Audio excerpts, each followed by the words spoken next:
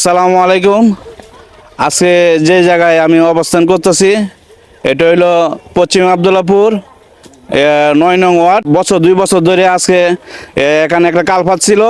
এই কালভার্টটা হলো বৃষ্টির ডালে মেদ গেছে গা, এই কারণে হলো এই কালভার্টটা ভেঙে গেছে। বাইরের কাছে আপনারা বিস্তারিত শুনেন। আজকে কালভার্টটা ভেঙে গেছে, আমরা যাতায়াত করতে পারতেছি না, এদিক দিয়ে গাড়ি আসে না। তারপরে রাস্তাও ভেঙে যেতেছে বৃষ্টির কারণে।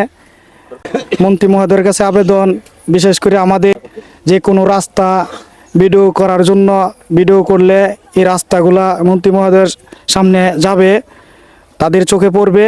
আমাদের এই রাস্তাটা বিশেষভাবে প্রয়োজন। আমরা চলাফেরা করতে পারি না, গাড়ি ঘোড়া আসতে পারে না। আমরা হাইটা যাইলে অনেক বাচ্চারা এই বাসের নিচ দিয়া পাও পইরা ভাঙ্গা যাইতেছে। ওই দিন একটা বাচ্চা পইরা গেছে, পোলাপান পানির মধ্যে পইরা যায়। তারপরে ঈদের নামাজ পড়তে যাইতে পারে না মানুষ, এই দিক দা বাসের বৃষ্টির কারণে যাইতে পারে না। কালপাট আগে ছিল, এখন কালপাট বৃষ্টি ভাঙ্গে গেছে, পানি ছুতে নিয়ে গেছে বৃষ্টি পুরা।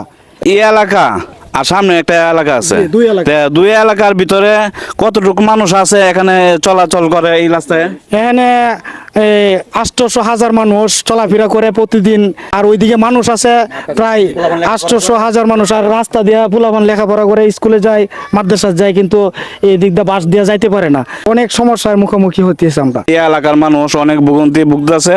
তো এটা প্রশাসনকে আর যারা উপরে যারা আছেন এটা দেখবেন, এটা বড় ধরনের সমস্যা। এখানে বড় একটা কালভার্ট ছিল, কালভার্ট থাকার কারণে তারপরে এই যে মেদ হয়ে গেছে গা, তারপরে বৃষ্টির ডালে ভাঙ্গা লাইছে, এক ডেগা ভাঙ্গা লাইছে।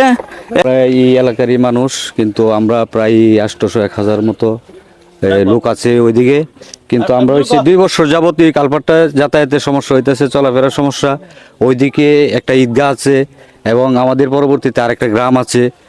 ওই গ্রামের মানুষ প্রতিদিন ওই রাস্তা দিয়ে আসা যাওয়া করে, কিন্তু ওই দিকের মানুষগুলো খুবই চলাচলতি সমস্যা হইতেছে। কালভার্টটা যেহেতু অতি শীঘ্রই মেরামত করা হয়, এই জন্য ২ বছর যাবৎ ওই দিকের মানুষ যাতায়াতের খুবই ভোগান্তির মধ্যে আছে, যাতায়াত করতে খুবই সমস্যা হইতেছে প্রায় ২ বছর। ২ বছরের ভিতরে কিন্তু খবর লইছে নাকি? ওই ২ বছরের ভিতরে একবার টিউনো আইছিল, আয়া দেখে গেছে। পরবর্তীতে আর কোনো কাজের কোনো পরিস্থিতি কি হয়েছে তারপর আমরা আর বলতে পারি না, কিন্তু আমরা চাইতেছি যাতে অতি শীঘ্রই কালভার্টটা পুনরায় সংস্কার করা হয়। সুন্দর যে রাস্তাটা, এটা আমরা দুই পাড়ার মধ্যে আপনার এই রাস্তাটার মধ্যে সেদিন একটা মহিলা পয়রা দুঃখ পাইছে, পরে নিছে মেডিকেল।